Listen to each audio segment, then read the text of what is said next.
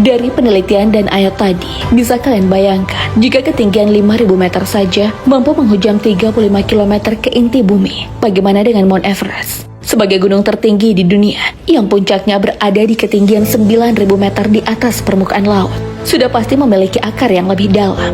Tak hanya itu, pada awal abad 20, untuk pertama kalinya dalam sejarah ilmu pengetahuan dan sains, seorang ilmuwan bernama Alfred Wegener mengemukakan bahwa benua-benua pada permukaan bumi dulunya merupakan satu kesatuan.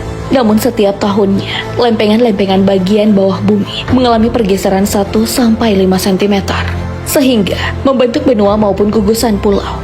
Dalam dunia sains, pergerakan tersebut dikenal dengan fenomena continental drift dan menjadi pendekatan ilmiah untuk menjelaskan pergerakan gunung. Tanpa disadari, fenomena ini terjadi terus-menerus. Kerak atau lempengan bumi bergerak seperti mengapung, dan gunung-gunung yang berada di atas kerak bumi juga mengikuti perpindahannya. Sama halnya dengan fungsinya sebagai pasak bumi, pergeseran yang terjadi pada sebuah gunung juga sudah dituliskan dalam Al-Quran, sebagaimana Allah Subhanahu wa Ta'ala berfirman, "Dan kamu lihat gunung-gunung itu, kamu sangka dia tetap di tempatnya, padahal dia bergerak sebagaimana gerakan awan.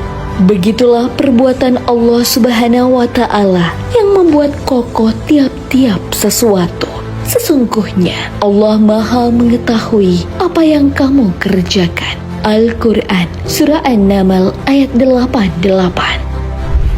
Tak berhenti sampai di situ. Kekuasaan Allah yang disematkan pada gunung tak hanya berkisar pada gerakan maupun menjaga keseimbangan bumi. Bahkan jika gunung tidak diciptakan Allah Subhanahu wa Ta'ala, maka umat manusia tak berhenti mendapatkan berbagai musibah. Dilansir dari laman IDN Times, akan terjadi 5 jenis bencana alam ketika gunung tak berada di atas permukaan bumi. Seperti seringnya terjadi gempa bumi, temperatur bumi akan terus meningkat, kemudian meledak, tanah menjadi tandus dan gersang, siklus pembentukan air terganggu, hingga merebaknya karbon dioksida yang membunuh seluruh penghuni bumi. Auzubillah min zalik. Memang tak bisa dipungkiri, jika segala ciptaan Allah Subhanahu wa Ta'ala selalu tersirat banyak peringatan, tak terkecuali gunung. Sebagaimana Allah Subhanahu wa Ta'ala berfirman, "Pada hari kiamat, manusia bagaikan anai-anai yang bertebaran, dan gunung-gunung seperti bulu yang dihambur-hamburkan." Al-Quran Surah Al-Qari'ah ayat 4-5. Dalam tafsir Juz Amma karya Syekh Prof. Dr. Shaleh bin Fauzan, ayat tersebut dijelaskan bahwa gunung-gunung yang ketika di bumi berdiri gagah, kokoh, dan tidak satupun manusia mampu menghancurkannya. Namun pada hari kiamat, keperkasaan gunung bukanlah hal sulit bagi Allah untuk diterbangkan layaknya sebuah bulu. Berbeda dengan Dr. Shaleh bin Fauzan, Ridwan Abdullah Sani dalam bukunya Sains Berbasis Al-Quran mengatakan bahwa ayat 4-5 pada surah Al-Qari'ah merupakan firman Allah Subhanahu wa Ta'ala yang menunjukkan fenomena meletusnya sebuah gunung, dan ketika hari kiamat tiba, maka akan terjadi peristiwa yang lebih dahsyat dibanding letusan.